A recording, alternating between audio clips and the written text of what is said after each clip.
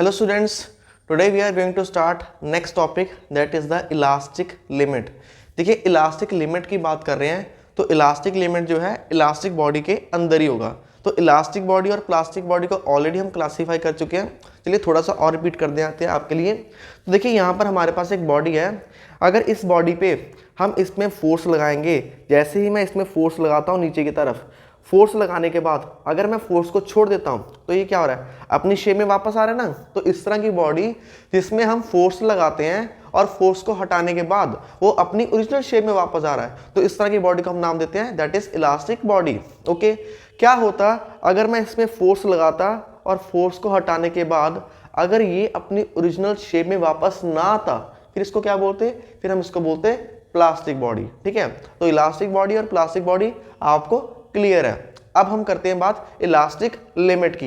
Elastic limit होता क्या है, चलिए पहले डेफिनेशन से स्टार्ट करते हैं। देखिए elastic limit, it is the upper limit of the deforming force up to which if deforming force removed, अगर डिफॉर्मिंग फोर्स को हटा लिया जाए the body regain its original shape, beyond it deforming force increase, ये increase का निशान है, beyond it deforming force increase then body lose property of elasticity. ये जो एरो का निशान है ना, इसमें इंक्रीज के लिए यूज करता हूं मैं, आप पूरा लिख सकते हैं इंक्रीज। ओके, अब इलास्टिक लिमिट, इलास्टिक लिमिट क्या है, बिल्कुल सिंपली आपको मैं समझाने की कोशिश करता हूँ इसी ऑब्जेक्ट से। देखिए ये ऑब्जेक्ट है, इसमें मैं फोर्स लगा रहा हूँ 1 न्यूटन। 1 न्यूटन फोर्स लगाया, 1 न्यूटन फोर्स लगाने के बाद अगर मैं 1 न्यूटन को हटा लेता हूं तो ये अपनी शेप में वापस आ रहा है, तो इसका मतलब 1 न्यूटन तक इसके अंदर इलास्टिसिटी है। चलिए फोर्स को इंक्रीज करते हैं, 1 न्यूटन की जगह मैं इसमें लगा रहा हूं 2 न्यूटन।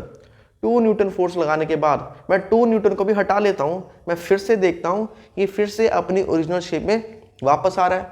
इसका मतलब 1 न्यूटन में भी इसमें इलास्टिसिटी है, 2 न्यूटन में भी इसमें इलास्टिसिटी है। ऐसे ही 3 न्यूटन, 4 न्यूटन, 5 न्यूटन, 6 न्यूटन, मैं धीरे धीरे अप्लाइड फोर्स या फिर डिफॉर्मिंग फोर्स उसको इंक्रीज करता जाऊंगा, उसको इंक्रीज करता जाऊंगा और मैं चेक करूंगा ये कब तक अपनी ओरिजिनल शेप में वापस आ रहा है। चलिए एक पैरामीटर डिसाइड करते हैं। मान लीजिए हमने इसको 10 न्यूटन फोर्स लगाई, कितने लगाए, 10 न्यूटन। तो 10 न्यूटन पे ये अपनी ओरिजिनल शेप में वापस आ रहा है जब मैं इसको 10 न्यूटन लगा रहा हूँ। ओके, अब 10 न्यूटन के बाद थोड़ा सा फोर्स इंक्रीज करते हैं, दैट इज 10.1। तो 10.1 लगा रहा हूँ। जब मैंने इसको 10.1 न्यूटन फोर्स लगाया तो मैंने इसको 10.1 न्यूटन फोर्स लगाने के बाद जैसे मैं इसको हटा लेता हूँ तो मान लीजिए ये अपनी ओरिजिनल शेप में वापस नहीं आया। कहाँ पर नहीं आया, दैट इज 10.1। तो आपको याद रखना है कि 10.1 न्यूटन में ये अपनी ओरिजिनल शेप में वापस नहीं आया और 10 न्यूटन तक ये अपनी ओरिजिनल शेप में वापस आ रहा था जब तक इससे हम डिफॉर्मिंग फोर्स को हटा लेते थे। तो वो मैक्सिमम फोर्स क्या है जो इसमें हम लगा रहे थे और ये अपनी ओरिजिनल शेप में वापस आ रहा था, वो 10 न्यूटन थी ना। तो 10 न्यूटन तक ये वापस आ रहा था, तो 10 is the maximum upper limit of deforming force. तो ये 10 न्यूटन क्या है, that is the elastic limit of the body. ठीक है, अगर 10 से आगे बढ़ते हैं, बियॉन्ड इट 10.1 कर देंगे, तो 10.1 करने से ये उसके आगे मतलब 10.1 करने से ये जो है अपनी ओरिजिनल शेप में वापस नहीं आ रहा, तो इलास्टिसिटी जो है खत्म हो जाएगी। तो होपफुली आपको समझ में आ चुका है what is the elastic limit. Okay, यहाँ पर भी हम देख सकते हैं, अगर एक स्प्रिंग के एग्जाम्पल से समझे। देखिए यहाँ पर हमने एक मास अटैच किया हुआ है। ठीक है, मास अटैच करने पे ये नीचे की तरफ आएगा, ये नीचे की तरफ आ रहा है, कितना फोर्स लगेगा, force is equal to mass into gravity. तो ये जो नीचे की तरफ फोर्स लगता है मास इनटू ग्रेविटी, ये क्या है, डिफॉर्मिंग फोर्स है। ओके, तो मतलब स्प्रिंग को नीचे की तरफ जो फोर्स लग रहा है m/g है। ओके, अब देखिए स्टार्टिंग में इस स्प्रिंग की जो लेंथ थी दैट इज द L जो है इस स्प्रिंग की लेंथ है। ओके, फिर जब हम इसमें मास डाल रहे हैं that is 1 kg, 2 kg, 3 kg, तो क्या हो रहा है, अज्यूम कर लेते हैं जब मैं इसमें 1 kg मास डालूंगा, 1 kg मास डालने पे इसका एक्सटेंशन हो रहा है 1 सेंटीमीटर। फिर 2 kg मास डालने पे इसमें एक्सटेंशन हो रहा है 2 सेंटीमीटर। फिर 3 kg मास डालने पे इसमें एक्सटेंशन हो रहा है 3 सेंटीमीटर। पर हर बार हम क्या देख रहे हैं, जब मैंने 1 kg मास लगाया, जब मैं 1 kg मास लगा रहा हूँ तो ये नीचे तो आता है, फिर यहाँ पर आके रुक जा रहा है। ओके, जब मैं 2 kg इसमें लगा रहा हूँ तो 2 kg लगाने में ये नीचे तो आ रहा है, पर नीचे आके ये फिर रुक जा रहा है। अब ये रुक क्यों रहा है, नीचे लगातार कंटिन्यू क्यों नहीं आ रहा? तो कंटिन्यू नीचे इसलिए नहीं आ रहा क्योंकि देखिए जब ये ऐसे नीचे की तरफ आता है, ये फोर्स काम करती है नीचे की तरफ। अगर ये यहाँ पर आके कहीं ना कहीं रुक जाएगा, इसका मतलब है नीचे को लगने वाला फोर्स जीरो हो गया। अब नीचे को लगने वाला फोर्स जीरो कैसे हो गया? देखिए एविडेंस तो है, जब इस पे नीचे की तरफ फोर्स काम कर रहा है तो इसको तो लगातार एक्सटेंड होना चाहिए था, ऐसे तो हो नहीं रहा। ये यहाँ पर आके रुक गया, एक पॉइंट पे आके रुक जाएगा। अगर इस पॉइंट पे आके रुक गया, नीचे को आना एक्सटेंशन इसकी खत्म होगी, तो इसका मतलब है इस पॉइंट पे जो फोर्स है नेट फोर्स जीरो होगी। अब नेट फोर्स जीरो कैसे होगी? हमने तो ऑलरेडी अप्लाई किया हुआ है, नीचे को अप्लाई किया ना, तो नेट फोर्स जीरो कैसे होगी? तो नेट फोर्स जीरो कैसे होगी? एक्चुअल में हमने नीचे को फोर्स अप्लाई किया तो इसमें एक और फोर्स पैदा हो जाएगा ऊपर की तरफ, ठीक है, इसमें एक और फोर्स पैदा हो जाएगा ऊपर की तरफ जो नीचे की फोर्स को जीरो कर देगा। फॉर एग्जांपल जब हमने 1 किलो मास लगाया था, 1 किलो मास लगाने पे मान लीजिए नीचे को 10 न्यूटन फोर्स पैदा हुई थी, तो 10 न्यूटन फोर्स पैदा हुई, स्प्रिंग रुक गया, इसका मतलब जो रिएक्शन का फोर्स पैदा हुआ वो भी कितना पैदा होगा? 10 न्यूटन। ऐसे ही जब हमने इसमें 2 किलो का मास रखा, 2 किलो का मास रखने पे मान लीजिए इसमें नीचे की तरफ फोर्स लगा 20 न्यूटन, तो 20 न्यूटन लगने पे ये फिर से रुक गया मतलब नेट फोर्स जीरो हो गया। नेट फोर्स जीरो हो गया मतलब एक रिएक्शन का फोर्स ऊपर को काम कर रहा है, वो भी कितना हो गया? 20 न्यूटन। तो स्प्रिंग में जो है ऐसे काम करता है। अब स्प्रिंग में क्या है, इसमें भी आप ये इलास्टिक लिमिट चेक कर सकते हैं। कैसे चेक कर सकते हैं? देखिए 1 किलो का मास लगाएंगे, 2 किलो का लगाएंगे, 3 किलो का लगाएंगे, लगा के चेक करते जाएं, 3 किलो, 4 किलो, 5 किलो, धीरे धीरे ऐसे आप इसमें मास इंक्रीज करते जाएं, फिर से उसको अनलोड भी करते जाएं। अनलोड करने पे आपको चेक करना होगा ये स्प्रिंग जो है अपनी ओरिजिनल शेप में वापस जा रहा है या नहीं जा रहा है। फिर आपको एक वैल्यू ढूंढनी होगी जिस वैल्यू पे ये स्प्रिंग नीचे को तो गया, जब उस मास को हमने अनलोड कर दिया तो ये अपनी शेप में वापस नहीं गया।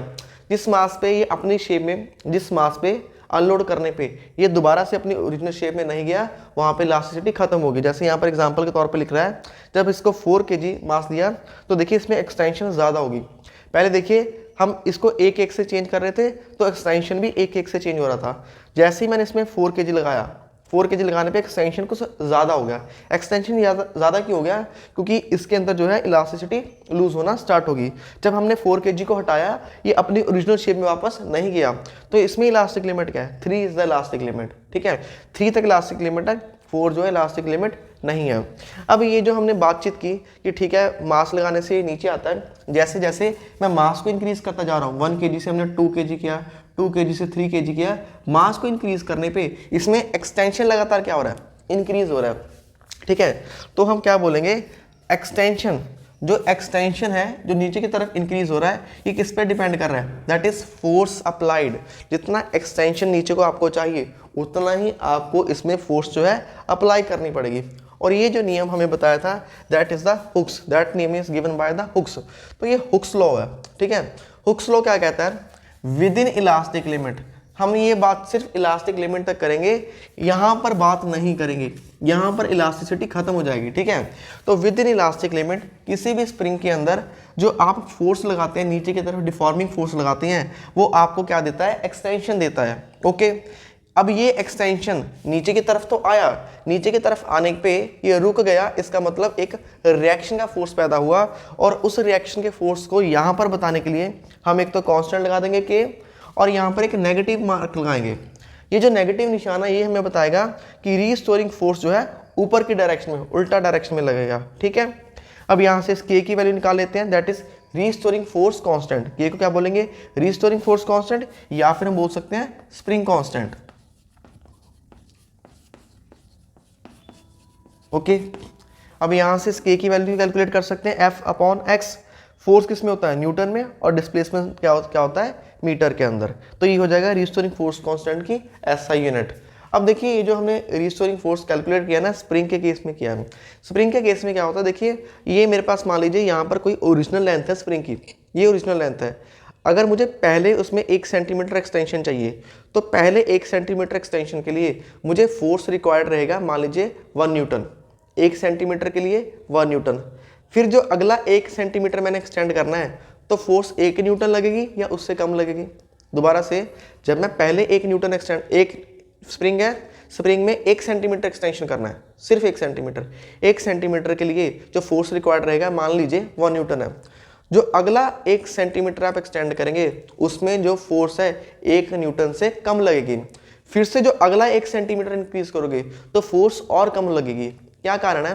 क्योंकि जैसे जैसे स्प्रिंग जो है एक्सपेंड होता जाएगा इसके अंदर इलास्टिसिटी धीरे धीरे कम होना स्टार्ट हो जाती है। ठीक है, तो ये भी एक स्प्रिंग का नेचर होता है। ये भी आने वाले एडवांस टॉपिक के अंदर जब मैं आपको स्ट्रेस वर्सेस स्ट्रेन करवाएगी उसमें बहुत बड़ी डिटेल में इसको आपको पढ़ाऊंगा। तो ये हो गया हुक्स लॉ। ओके, ये हो गया इलास्टिक लिमिट। हुक्स लॉ हो चुका है। ओके, ये जो हुक्स लॉ है हमने पढ़ा, ये हुक्स लॉ सिर्फ स्प्रिंग के केस में, पर लेटर ऑन हुक्स ने ये जो रीस्टोरिंग फोर्स है ना, ये रीस्टोरिंग फोर्स हमारे पास यहाँ पे हमने स्प्रिंग के केस में देखा, पर हुक्स ने धीरे धीरे प्रेडिक्शन किया कि ये जो रीस्टोरिंग फोर्स लगता है सिर्फ एक्सटेंशन पे ही नहीं लगता। एक्सटेंशन की जगह अगर मैं किसी चीज़ को कंप्रेस करता हूँ तो कंप्रेस करने पे भी क्या लगता है? रीस्टोरिंग फोर्स लगता है। कंप्रेशन पे, एक्सटेंशन पे, या इवन के अगर किसी चीज़ को मैं ऐसे बेंड करता हूँ, देखिए मैं ऐसे ट्विस्ट कर रहा हूँ, टेंजेंशियल फोर्स लगा रहा हूँ, टेंजेंशियल फोर्स लगाने पे अगर इसको भी हटा देता हूँ तब भी रिस्टोरिंग फोर्स लग रहा है। तो पहले जो हुक्स ने स्टडी की थी वो सिर्फ लेंथ वाइज की थी, बाद में कंप्रेशन और ये रोटेशन, रोटेशनल फैक्ट, तो सभी फैक्ट्स को उसने धीरे धीरे स्टडी किया और उसने बाद में ये जो अपना हुक्स ने नियम है इसको मॉडिफाई किया। फिर से जो उसका मॉडिफाइड फॉर्म है हुक्स का, मॉडिफाइड फॉर्म, तो मॉडिफाइड फॉर्म क्या था हुक्स का? इसमें भी हम बात करेंगे विद इन इलास्टिक लिमिट। ठीक है, पहले लिखेंगे within elastic limit. Within elastic limit Hooke's ने क्या पढ़ा कि जो स्ट्रेस है, देखिए जो आप इसमें नीचे की तरफ, इसमें जो नीचे की तरफ हम मास इंक्रीज कर रहे हैं, मास इंक्रीज करने से क्या हो जाएगा? स्ट्रेस इंक्रीज हो जाएगी। ओके, जो स्ट्रेस इंक्रीज करें, स्ट्रेस पढ़ा होगा ना, स्ट्रेस क्या होता है? Force per unit area. Stress लगाने से नीचे की तरफ जब इसमें स्ट्रेस लगाते हैं तो स्ट्रेस क्या देगा? That is strain. स्ट्रेन क्या होता है? That is change in dimension. ये देखिए ये है हमारे पास ओरिजिनल लेंथ, इसमें नीचे की तरफ फोर्स लगाने पे इसकी लेंथ के अंदर क्या आएगा? चेंज आएगा। तो ये आएगा इसकी लेंथ के अंदर चेंज, डेल्टा एल। तो जो लेंथ के अंदर चेंज आ रहा है वो कौन बताएगा? स्ट्रेन।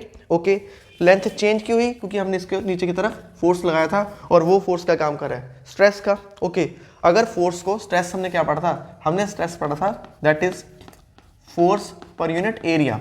ठीक है, अगर उस फोर्स को, जितना हम नीचे को फोर्स लगा रहे हैं, इसके एरिया से डिवाइड कर देते हैं तो हमारे पास आ जाएगा फोर्स पर यूनिट एरिया, वो हो जाएगा स्ट्रेस, और स्ट्रेस क्या देगा आपको? स्ट्रेन। ओके, जैसे यहाँ पर हमने इक्वल टू लगा के के लगाया तो यहाँ पर भी एक रीस्टोरिंग फोर्स कांस्टेंट लगेगा, क्योंकि जब मैं इलास्टिक लिमिट के अंदर इसको एक्सटेंड तो कर रहा हूँ, जब डिफॉर्मिंग फोर्स हटा लूंगा ये अपनी ओरिजिनल शेप में वापस चला जाएगा। जब ये ओरिजिनल शेप में वापस चला जाएगा तो यहाँ पर भी क्या होगा? देखिए स्ट्रेस ऐसी है, stress is equal to constant, यहाँ पे कोई कांस्टेंट लगेगा। Okay, constant into strain, into strain.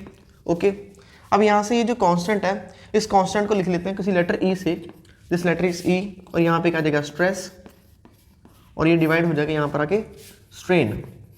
ठीक है, स्ट्रेस और strain is equal to E, that constant is E, और ये कांस्टेंट क्या है? दैट इज रीस्टोरिंग कांस्टेंट, और ये रीस्टोरिंग कांस्टेंट को हम नाम दे देंगे that is coefficient of elasticity, coefficient of elasticity, coefficient of elasticity, या फिर हम नाम दे देंगे that is modulus, modulus of elasticity. ठीक है जी, ये जो ई है इसके दो नाम दे देंगे, that is coefficient of elasticity या फिर मॉडुलस ऑफ इलास्टिसिटी। ये मेजर क्या करता है? मॉडुलस ऑफ इलास्टिसिटी ये मेजर करेगा, अगर हम इसको ऐसे ट्विस्ट करेंगे तो ये वापस आ रहा है, वापस आने के लिए जो रिस्टोरिंग फोर्स लगा वो मेजर करेगा। अगर इसको कंप्रेस करेंगे उसमें रिस्टोरिंग फोर्स, अगर इसको एक्सटेंड करेंगे इसमें रिस्टोरिंग फोर्स, ये सभी के अंदर जो रिस्टोरिंग फोर्स है उसका मेजरमेंट करेगा।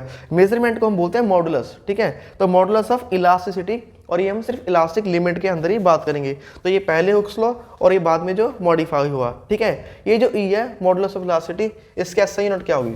ठीक है, एसआई यूनिट ऑफ ई क्या है? मॉडुलस ऑफ इलास्टिसिटी, इसके एसआई यूनिट क्या रहेगी? यहाँ पर चेक करेंगे तो देखिए ऊपर क्या है? ई की कैलकुलेशन में जब हमने ई को कैलकुलेट किया, यहाँ पर देखिए ई की कैलकुलेशन में ऊपर क्या है? स्ट्रेस।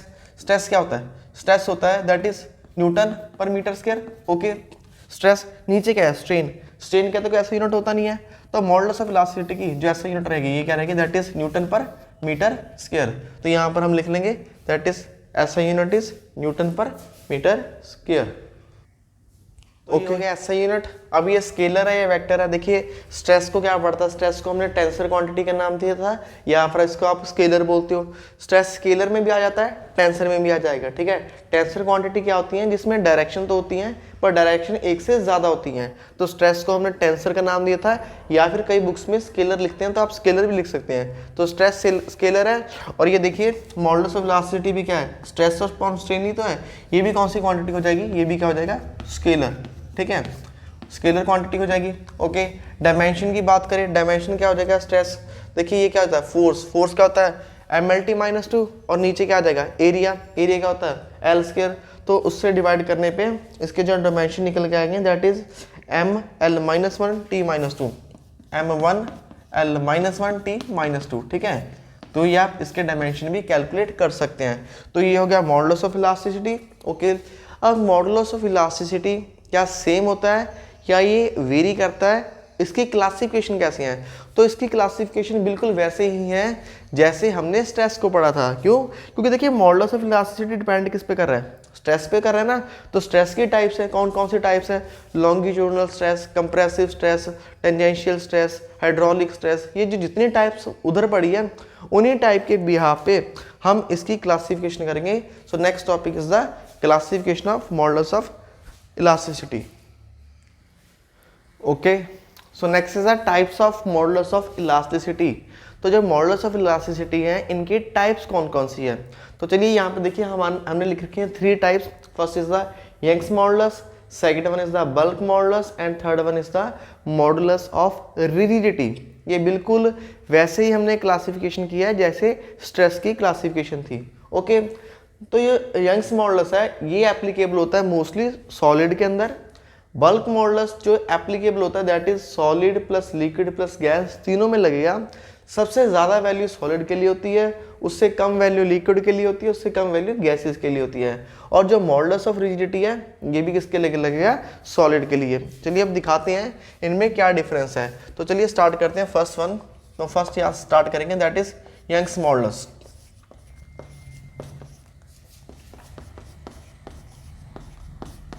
तो यंग्स मॉडुलस में क्या है, देखिए ये रेशियो होता है, इसको हम वाई सिंबल से डिनोट करेंगे। This is the ratio of normal stress to the longitudinal strain.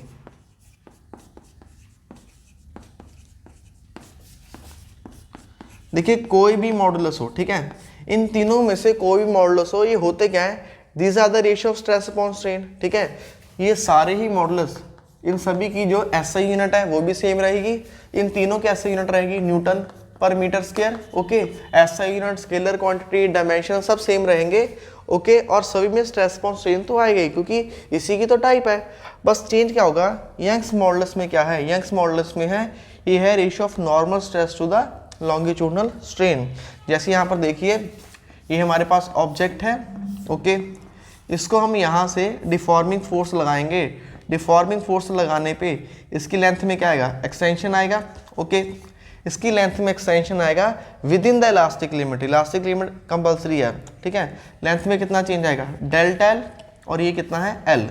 तो इस तरह के केस में जिसमें लेंथ वाइज चेंजेस हो रहे हैं, ठीक है, जब भी चेंजेस लेंथ की बात करेंगे तो लेंथ वाइज चेंजेस में जो रिस्टोरिंग फोर्स का काम करेगा, ठीक है, उस वक्त जो मॉडुलस डेवलप होगा उसको बोलेंगे यंग्स मॉडुलस, ठीक है। ये आपको समझ में आ गया।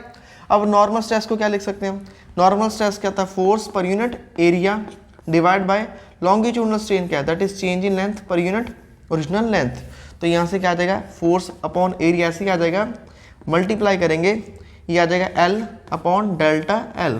Finally we can write Young's modulus is equal to force upon area. देखिए एरिया कौन सा होता है, ये एरिया होता है ये वाली वायर का, ये वाला एरिया ऑफ क्रॉस सेक्शन, और ये सर्कुलर फॉर्म में है, इसको कैसे लिख सकते हैं, pi R square multiply by L upon delta L। तो ये हो जाएगी यंग्स मॉडुलस की कैलकुलेशन, ठीक है। वही बता रहे हैं L और डेल्टा L दोनों के एसआई यूनिट आपस में कट जाएंगी क्योंकि दोनों ही मीटर के अंदर है। फोर्स को हम क्या लिखेंगे, न्यूटन, एरिया को क्या लिखेंगे, मीटर स्क्वायर।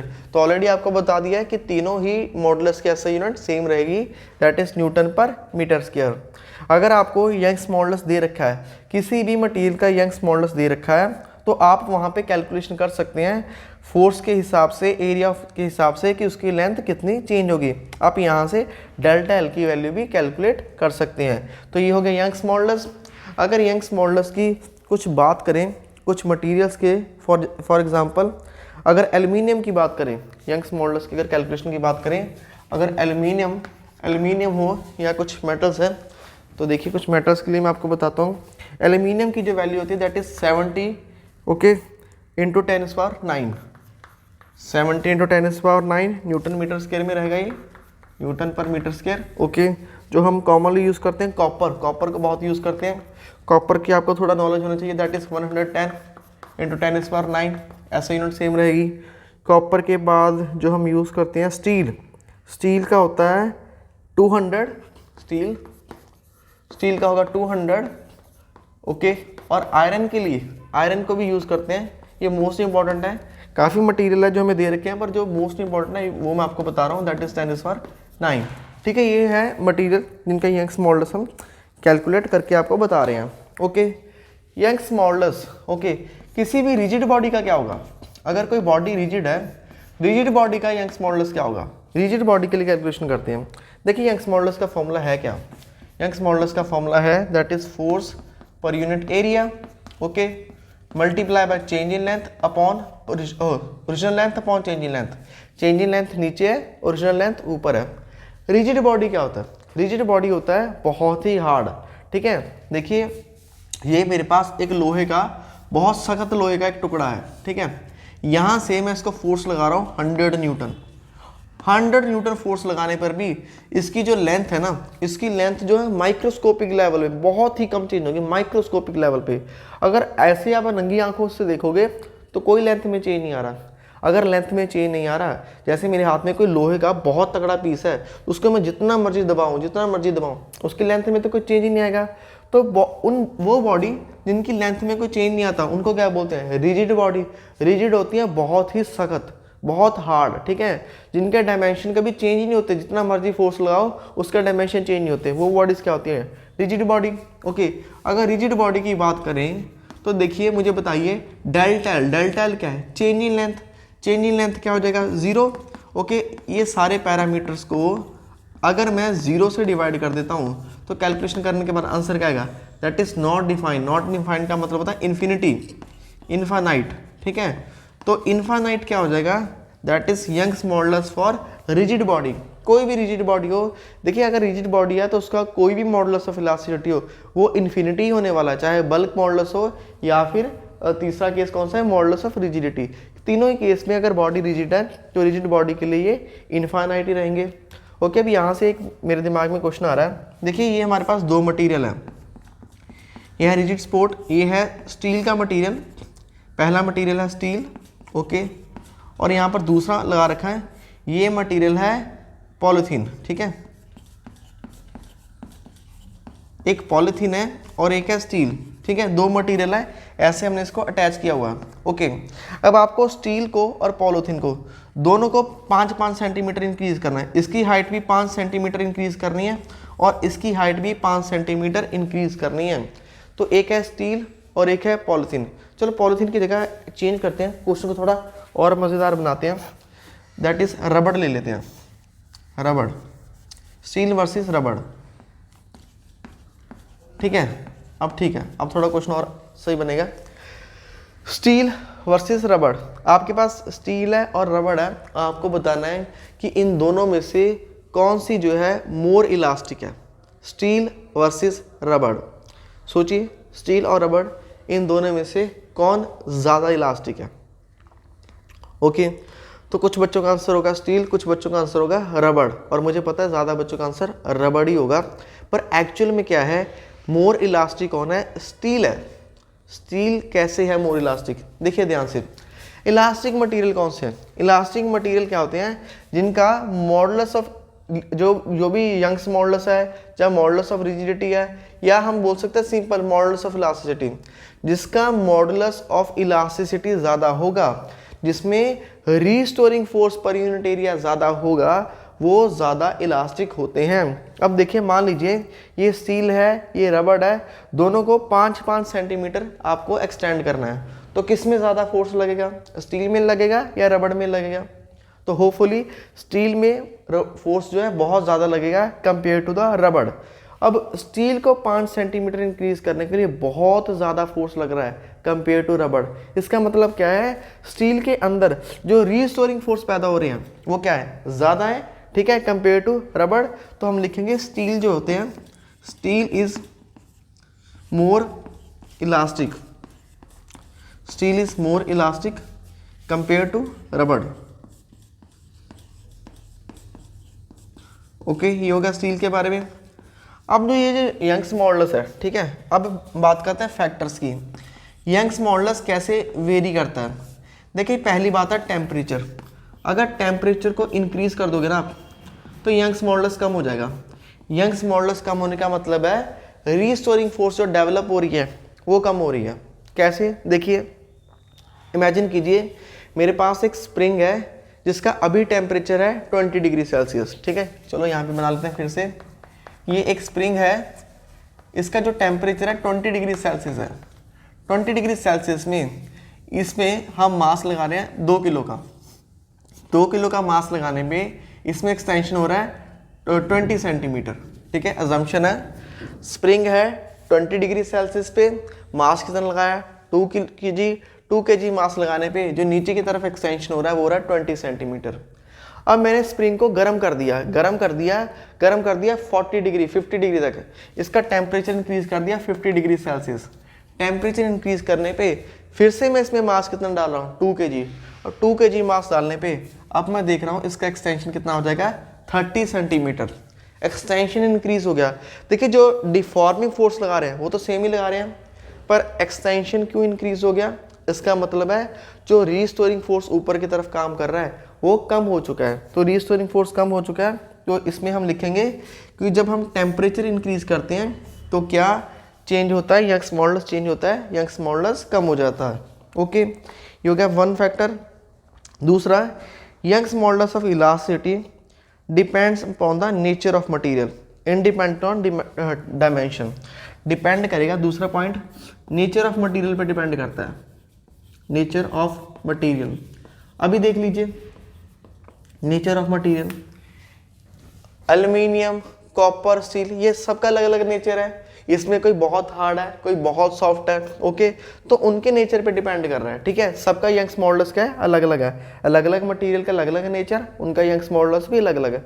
कई बार ऐसे भी होता है कि मटेरियल एक ही है। देखिए ये स्प्रिंग है, स्प्रिंग आयरन का ही है, एक स्प्रिंग आयरन का 20 डिग्री सेल्सियस पे है, एक स्प्रिंग आयरन का 50 डिग्री सेल्सियस पे है, दोनों का यंग्स मॉडुलस अलग अलग हो जाएगा। क्यों? क्योंकि जो टेम्परेचर है उसके कारण भी वो चेंज हो रहा है, तो नेचर के कारण, टेम्परेचर के कारण।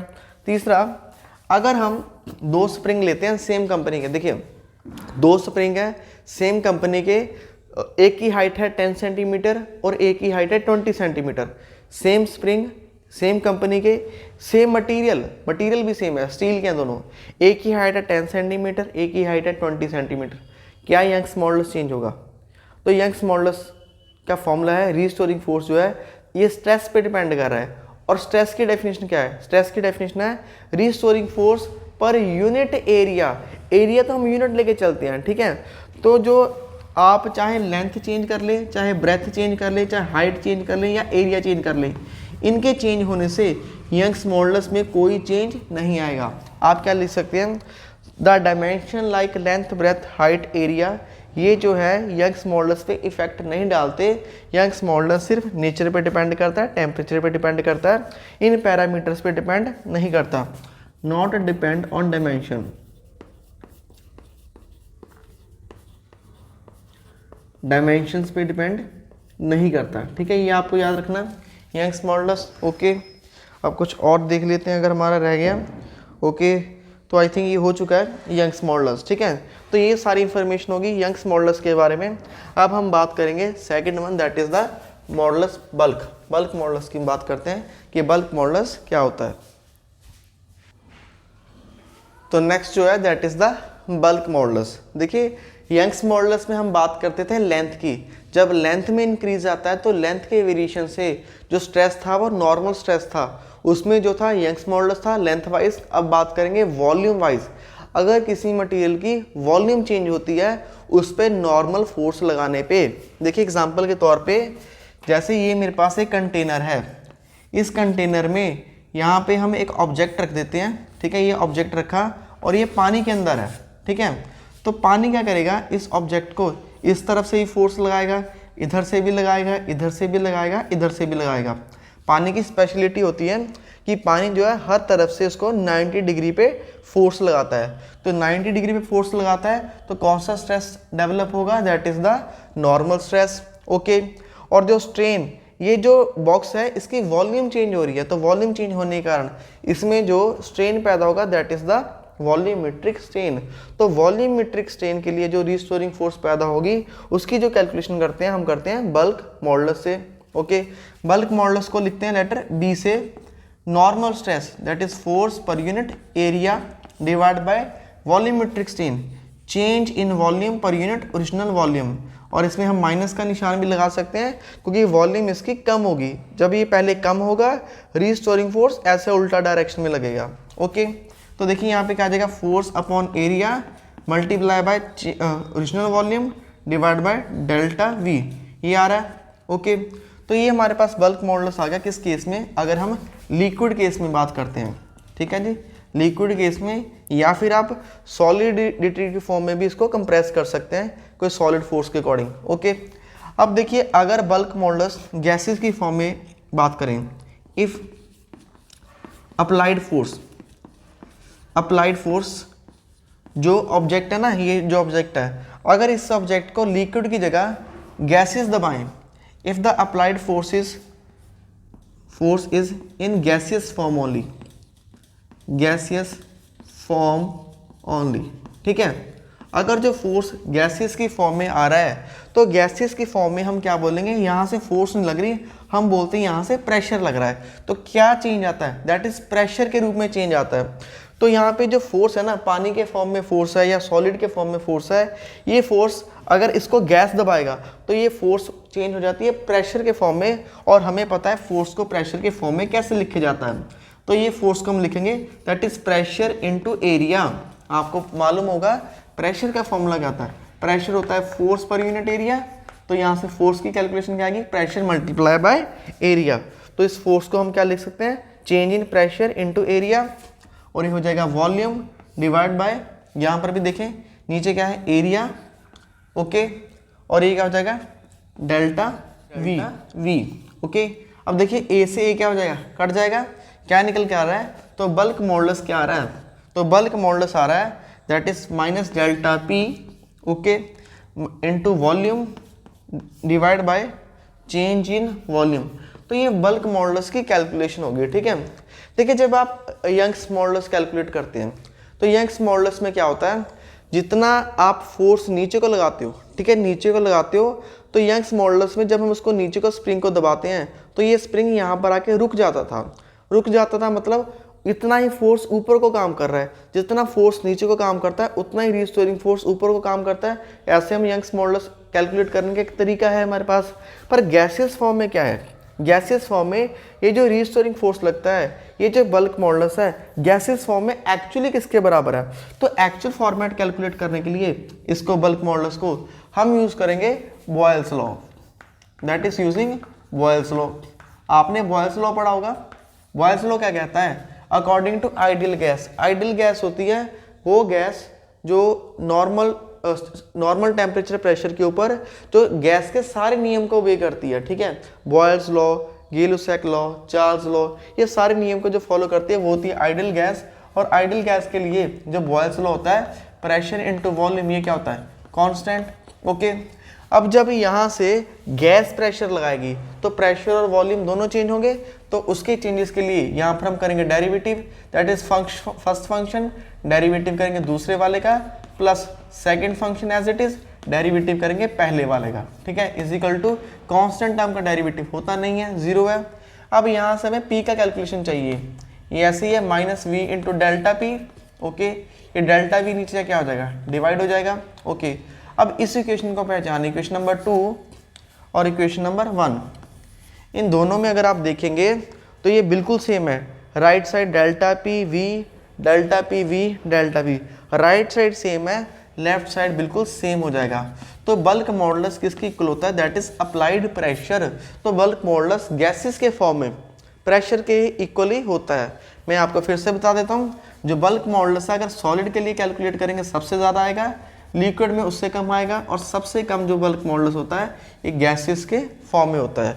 ओके, ये बल्क मॉडुलस हो गया गैसेस के फॉर्म में। अगर बल्क मॉडुलस का उल्टा पढ़े, अगर बल्क मॉडुलस को मैं रेसिप्रोकल करके पढ़ूं तो ये एक और टर्म निकल के आएगी, कि इस टर्म को बोलते हैं के, दैट इज द कंप्रेसिबिलिटी। इसको के से लिख लेते हैं, ये के क्या होता है, दैट इज द कंप्रेसिबिलिटी। ठीक है जी, कंप्रेसिबिलिटी, अगर आपको कंप्रेसिबिलिटी पूछा जाता है, so compressibility is reciprocal of bulk modulus. Okay, ऐसा यूनिट क्या होता है कि कंप्रेसिबिलिटी की, बल्क मॉडुलस था न्यूटन पर मीटर स्क्वायर, ये उसका उल्टा हो जाएगा, तो ये ऐसा यूनिट हो जाएगी कंप्रेसिबिलिटी की। ओके, बल्क मॉडुलस कंप्रेसिबिलिटी के लिए। फिर से वही, अगर रिजिड बॉडी की बात करेंगे, रिजिड बॉडी में बल्क मॉडुलस कितना हो जाएगा, इनफाइनाइट, जैसे हमने यंग्स मॉडुलस में किया था। यंग्स मॉडुलस में और क्या क्या कैलकुलेट कर सकते हैं, ये गैसेस के लिए होता है, और सॉरी सॉलिड, लिक्विड और गैस तीनों के लिए एप्लीकेबल है।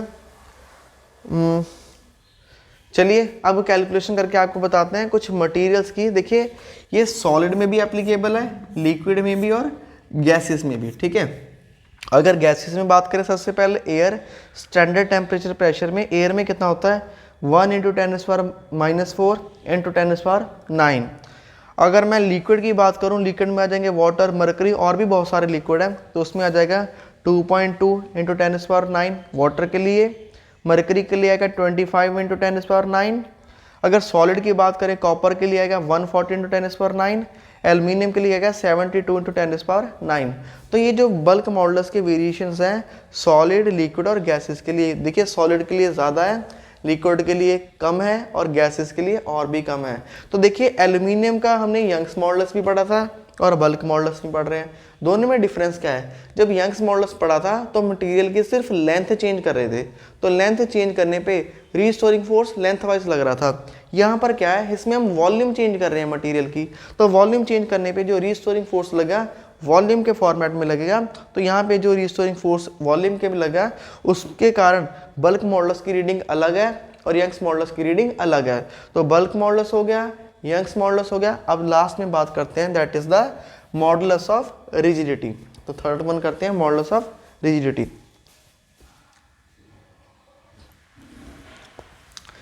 तो नेक्स्ट जो है हम स्टार्ट करने जा रहे हैं, that is third one, modulus of rigidity. पहले दो को ऑलरेडी कर चुके हैं। देखिए स्टार्ट करते हैं डेफिनेशन से। मॉडुलस ऑफ रिजिडिटी किस केस में आता है, अगर यहाँ पर आपके पास कोई मटेरियल है, अगर हम इसको ऐसे टेंजेंशियली फोर्स लगा रहे हैं, ठीक है, टेंजेंशियली फोर्स लगा रहे हैं और ये अपनी शेप में वापस आ रहा है, तो ये जो टेंजेंशियली फोर्स लगा रहे हैं उस केस में जो रिस्टोरिंग फोर्स या मॉडुलस ऑफ इलास्टिसिटी पैदा होता है उसको बोलते हैं मॉडुलस ऑफ रिजिडिटी। तो मॉडुलस ऑफ रिजिडिटी को कैसे कैलकुलेट करेंगे, it is the ratio of tangential stress to the tangential strain. अब टेंजेंशियल स्ट्रेस क्या होता है, टेंजेंशियल स्ट्रेस को कैसे मेजर करेंगे। देखिए यहाँ पर ये बॉडी है, ठीक है, इसमें हम इसके जो नीचे वाला एंड है इसको कर देते हैं फिक्स, ये एंड है फिक्स, और यहाँ से इसको टेंजेंशियली फोर्स लगाएंगे। तो फोर्स लगाने पे टेंजेंशियली ये कुछ इस तरह से इसके पैरामीटर चेंज हो जाएंगे, ये कुछ देर बाद इधर आ जाएगा, तो ये क्या हो जाएगा, थीटा चेंज हो जाएगा। और थीटा की कैलकुलेशन करनी आती है, that is delta L upon H. हमने थीटा को ऑलरेडी पढ़ा हुआ है। तो पहले लिखते हैं टेंजेंशियल स्ट्रेस। तो टेंजेंशियल स्ट्रेस क्या होता है, that is force per unit area, ये हो जाएगा tangential stress divide by tangential strain. तो इधर टेंजेंशियली फोर्स लगाने के बाद टेंजेंशियल स्ट्रेन कितना पैदा हो रहा है, दैट इज थीटा। अब इस थीटा को भी हम क्या लिख सकते हैं, एफ अपॉन ए इंटू ये थीटा हो जाएगा। थीटा की डेफिनेशन क्या होती है, length of arc upon radius, तो ये बन जाएगा डेल्टा एल अपॉन एच, ठीक है। तो finally we can write G is equal to F upon A multiply by H upon delta L.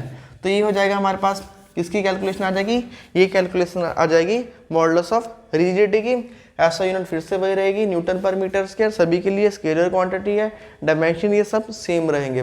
फिर से अगर मैं इसकी कैलकुलेशन करके आपको मटेरियल के लिए बताऊं, एल्यूमिनियम के लिए होता है 25। अगर एल्यूमिनियम के लिए मैं जी की कैलकुलेशन कर रहा हूँ, जी क्या मतलब है, मॉडुलस ऑफ रिजिडिटी, ये हो जाएगा 25 इंटू 10⁻⁹, ठीक है। बल्क मॉडल्स के लिए कितना था, एल्यूमिनियम के लिए 72, ठीक है। तो चेंज हो रहा है, ओके।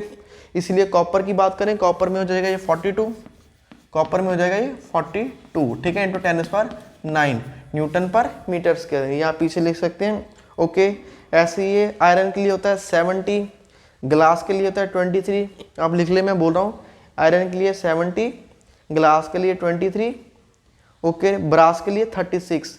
तो ऐसे ये मटेरियल टू मटेरियल वेरी करता है। वुड के लिए हो जाएगा 10, ठीक है। तो ये जितना सॉफ्ट मटेरियल होगा, जितना सॉफ्ट मटेरियल होगा, उतने ही जो मॉडुलस ऑफ रिजिडिटी होते हैं या मॉडल बल्क मॉडुलस है, यंग्स मॉडुलस है, उनकी वैल्यू कम होती है। सॉफ्ट मटेरियल के लिए इनकी वैल्यू कम होती है, हार्ड मटेरियल्स के लिए इसकी वैल्यू ज़्यादा होती है। और याद रखिएगा, जो हार्ड मटेरियल होते हैं, जैसे मैंने स्टील और रबड़ को कंपेयर किया था, हार्ड मटेरियल जो होते हैं वो ज़्यादा इलास्टिक होते हैं कंपेयर टू सॉफ्ट मटेरियल। तो यहाँ पर हम इसको ख़त्म करते हैं। बेटा अगर वीडियो आपको अच्छी लगे तो please do like, share and subscribe, ताकि हम आपके लिए आगे भी वीडियोस बनाते रहें। Thanks to watch. इसके लास्ट में आपको एक चीज़ मैं और बता देता हूँ कि जितने भी मॉडुलस ऑफ रिजिडिटी होते हैं, ये यंग्स मॉडुलस के अप्रॉक्सीमेट थर्ड होते हैं, ठीक है। जितने भी ये जो मॉडुलस ऑफ रिजिडिटी होती है, ये यंग्स मॉडुलस के अप्रॉक्सीमेट थर्ड होते हैं, 1/3 होते हैं। और आइडियल लिक्विड के लिए इसकी वैल्यू कितनी आती है, 0 रहती है। अगर आइडियल लिक्विड के लिए आप इसको कैलकुलेट करेंगे, बल्कि कौन सा मॉडुलस है, मॉडुलस ऑफ रिजिडिटी, ठीक है। मॉडुलस ऑफ रिजिडिटी को कैलकुलेट करेंगे आइडियल लिक्विड के लिए, उसकी वैल्यू 0 रहेगी।